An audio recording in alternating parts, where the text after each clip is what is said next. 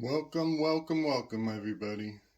We got a further breakdown on the significance of uh, breaking, of separating, of the divide.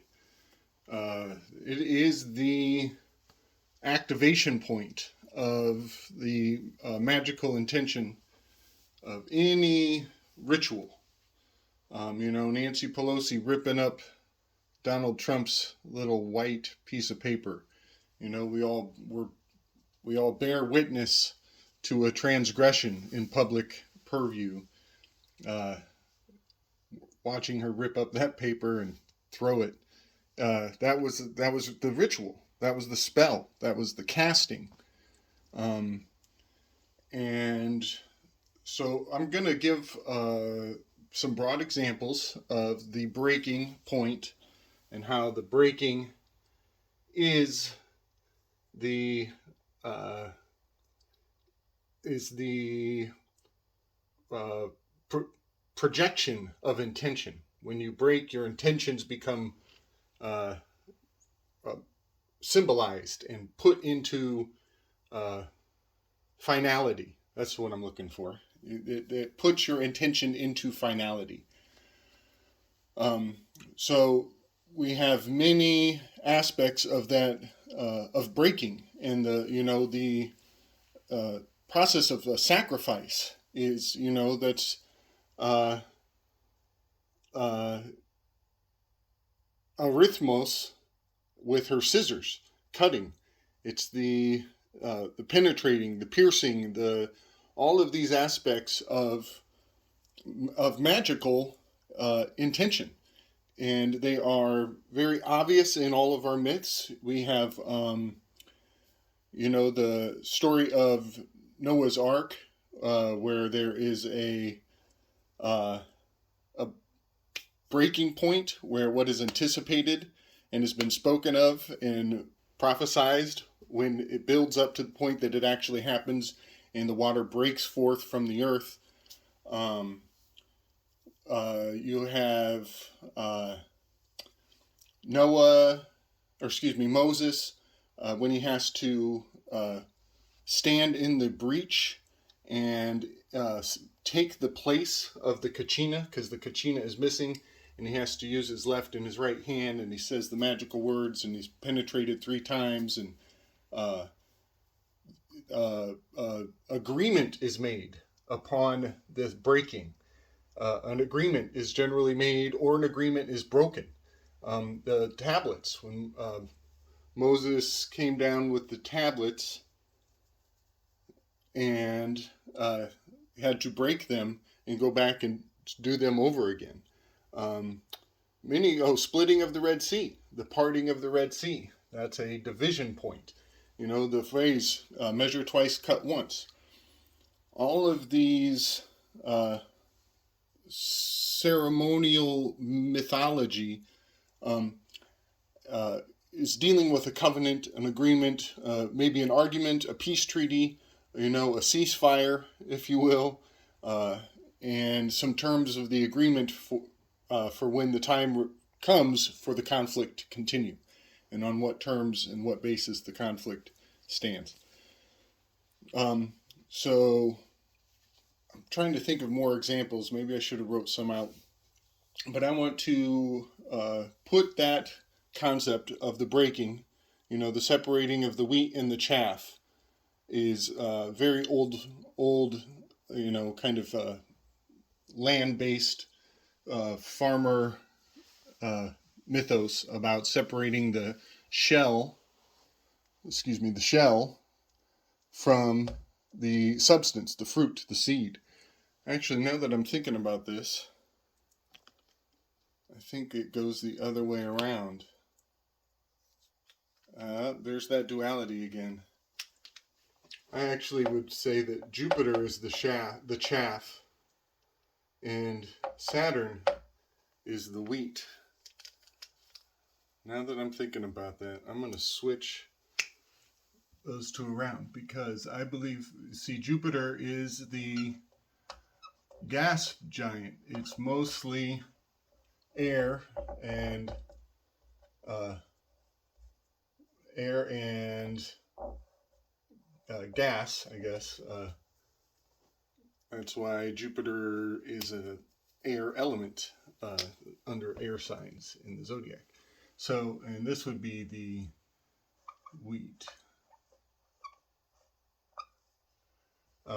Because I believe that Jupiter wants most of that storm that is contained in that location once served as the purple dawn of the golden age, as the per the Thunderbolts Project, electric universe theory, the gases that make up Jupiter were once a veil covering a Saturnian axial alignment. You'll have to look into electric universe for more substance on that, but yeah, technically the Jupiter was pulled away from the gases of Jupiter were pulled away from Saturn in a large-scale conflagration of planets at one time.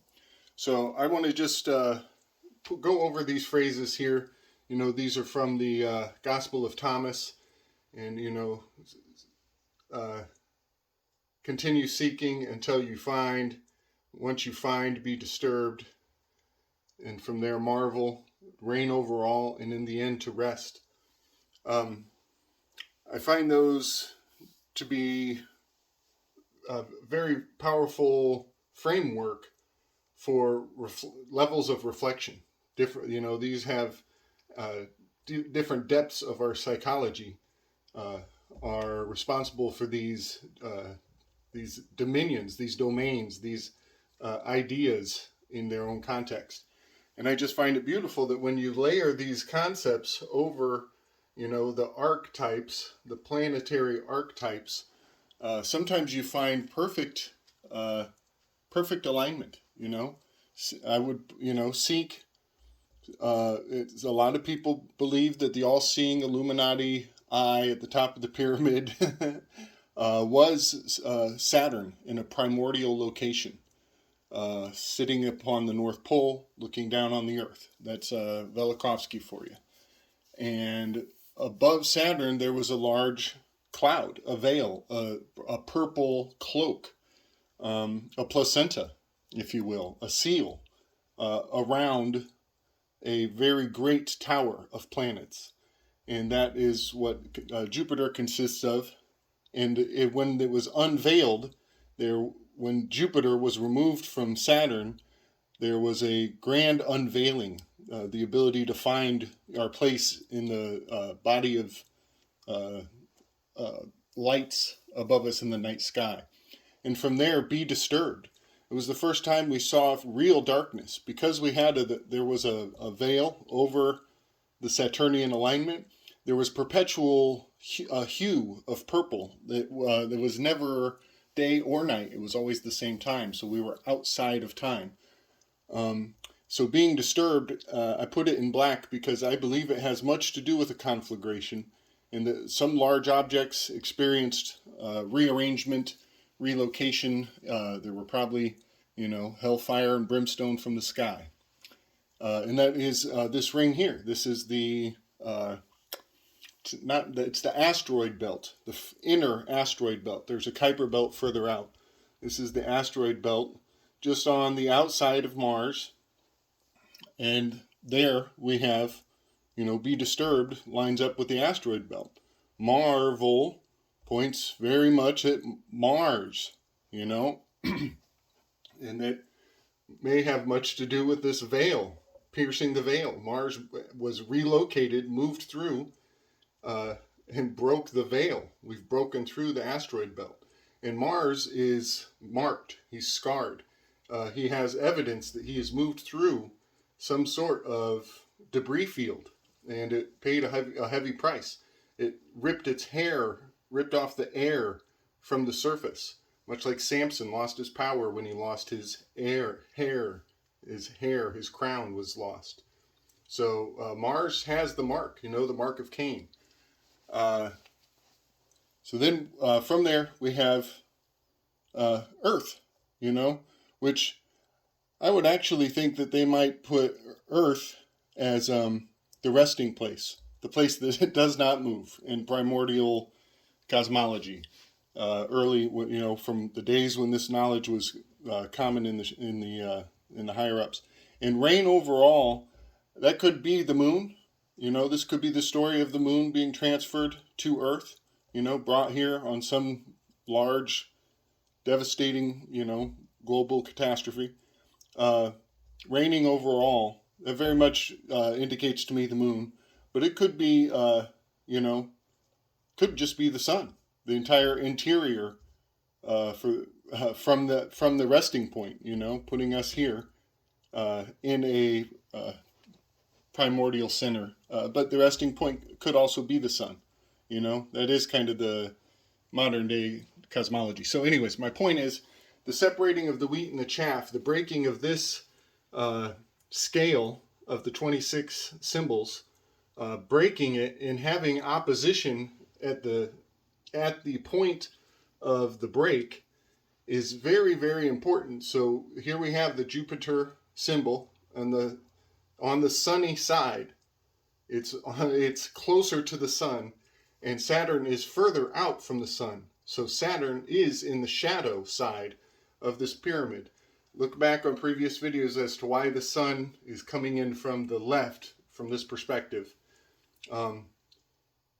And, Saturn, if it did once upon a time sit in the northern hemisphere of the planet Earth in a columnal alignment, it has fallen away. It has been cast down from its position. If it was above Earth once, it now is pushed down and far out, even outside of this asteroid belt, out further than Jupiter. It's was once considered the edge of the solar system. These two were considered the pinnacle. They didn't really think much about these smaller planets until much later and much debate. So, in that context, these could be the two pillars of Joachim and Boaz, marking the gates of Solomon's temple. And this whole system could be considered a temple of sorts. And you are breaking through the threshold, breaking through, to a higher level, into the monad. So that is just an interesting layover, and I do want to point out, when things get broken, when you break the law, you're getting into ritual. There's a covenant, there's a up and comeuppance, comeuppance. So I'm just going to stop there. Kind of got a little rambly. Sorry about that. I'm going to go on and do some Plato's Cave on the next one. Give me some questions and, feedback. We can bring this back up another day. I can always build another pyramid and talk about it again. Much love and strength, y'all.